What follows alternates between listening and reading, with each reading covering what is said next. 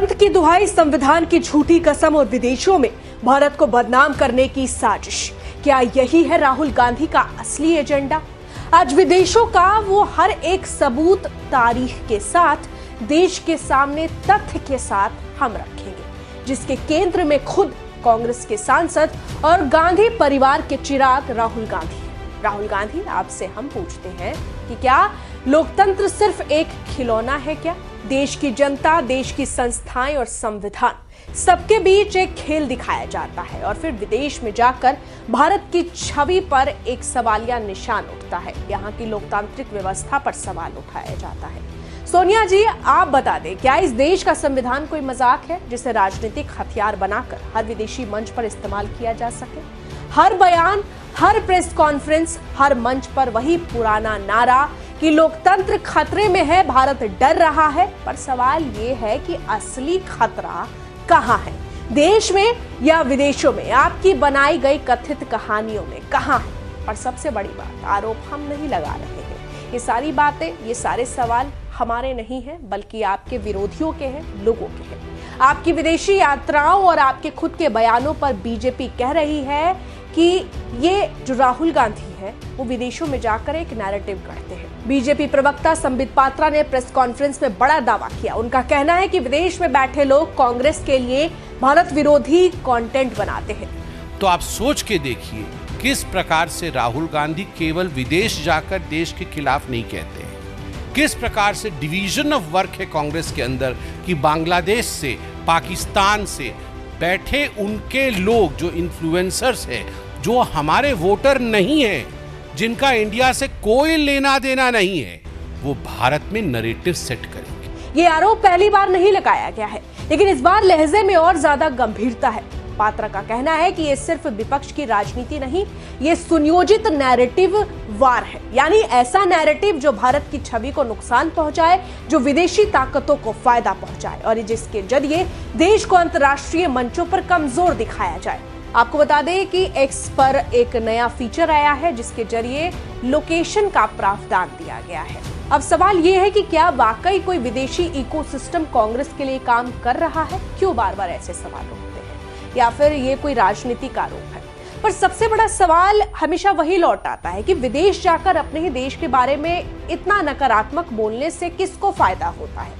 BJP का आरोप है कि राहुल गांधी जहां जाते हैं भारत के खिलाफ बोल आते हैं। बीजेपी पूछती है कि ये सब संयोग या प्रयोग है? क्या ये सिर्फ राजनीतिक आलोचना है या एक सुनियोजित विदेशी नैरेटिव?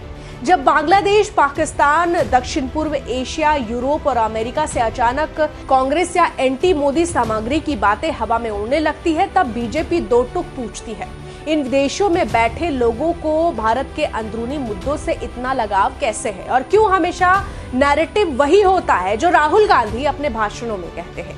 ये आरोप कितने सही हैं, ये बहस का विषय है, लेकिन ये सवाल कि राहुल गांधी किसे संदेश दे रहे हैं और नैरेटिव का अगर कोई आरोप है तो इसका तथ्य क्या है, ये सवाल उठते हैं। बहरहाल आज हम आपको पूरी लिस्ट एक एक कर गिनाएंगे, जहां आप खुद तय कीजिएगा कि राजनीतिक पार्टियां इन दिनों जिस तरीके के आरोप प्रत्यारोप के गेम खेल रही है उससे क्या प्रभाव पड़ रहा है।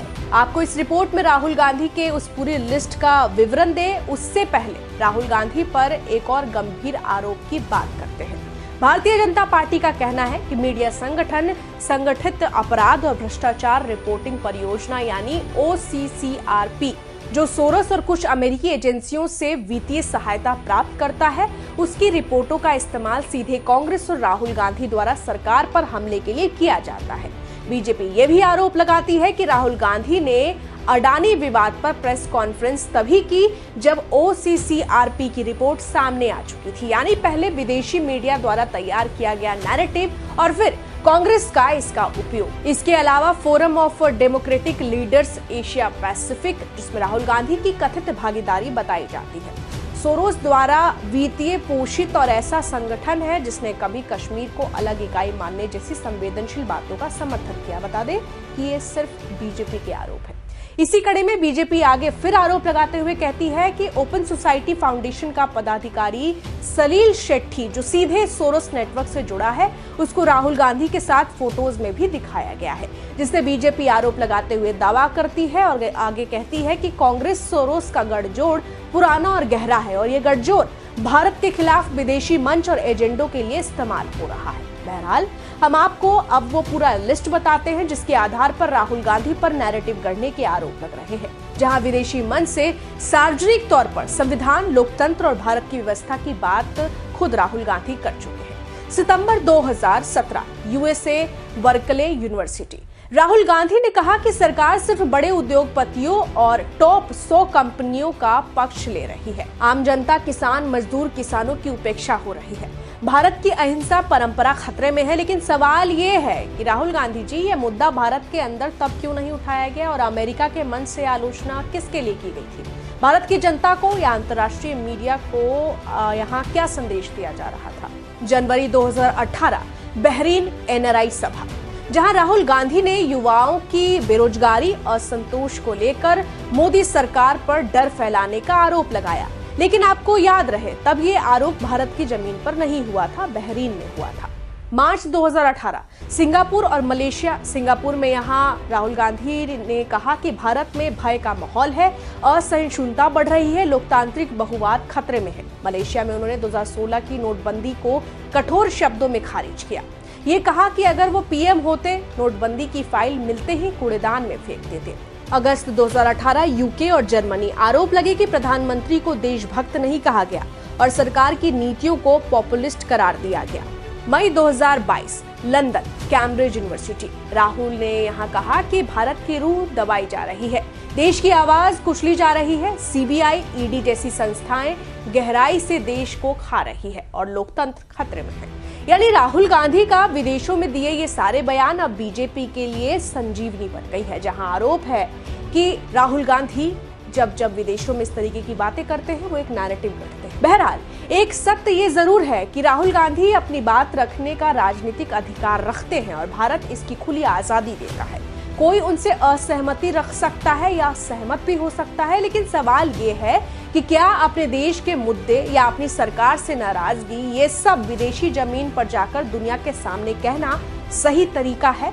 राजनीति भारत में, चुनाव भारत में, फैसला भारत की जनता करेगी। तो फिर दुनिया के सामने बातें कहने का लक्ष्य क्या है? वो बहस करे, सरकार को चुनौती दे, ये लोकतंत्र की ताकत है। लेकिन जब वही बातें लंदन, अमेरिका, यूरोप, मलेशिया या सिंगापुर में कही जाती है तो वो अंतर्राष्ट्रीय मुद्दे बन जाते हैं और भारत विरोधियों के हित में चली जाती है। याद कीजिए, मई 2024 में पाकिस्तान के कुछ नेताओं, खासकर पूर्व मंत्री चौधरी फवाद हुसैन ने राहुल गांधी की तारीफ की थी। 1 मई को उन्होंने राहुल गांधी के एक भाषण का वीडियो शेयर करते हुए उन्हें ऑन फायर बताया और उनके सामाजिक और राजनीतिक दृष्टिकोण की प्रशंसा की। 4 मई को उन्होंने फिर से राहुल गांधी की तारीफ की, खासकर उनके वेल्थ रिडिस्ट्रीब्यूशन सर्वे के प्रस्ताव के लिए, और कहा कि राहुल गांधी अपने परदादा जवाहरलाल नेहरू की तरह समाजवादी विचार मानते हैं।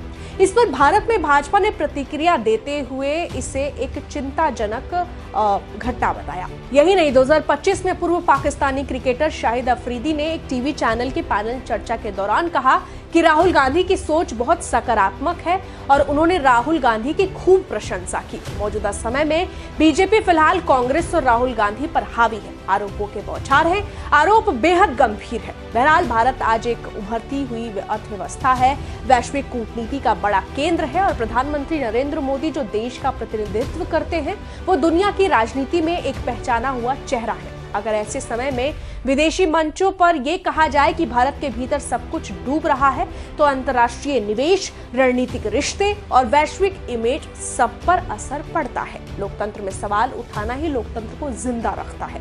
राहुल गांधी सवाल उठाते हैं, ठीक है, बीजेपी भी सवाल उठाती है, वो भी ठीक है, पर इस बहस में एक सबसे जरूरी सवाल है कि भारतीय राजनीति का असली मैदान भारत है, तो फिर लड़ाई की रणनीति विदेशों में क्यों बनाई जा रही है? क्या ये नया राजनीतिक ट्रेंड है या किसी बड़े नैरेटिव की शुरुआत? और सबसे अहम, क्या वाकई विदेशी ताकतें भारतीय राजनीति को प्रभावित करने की कोशिश कर रही है, जैसा बीजेपी कहती है?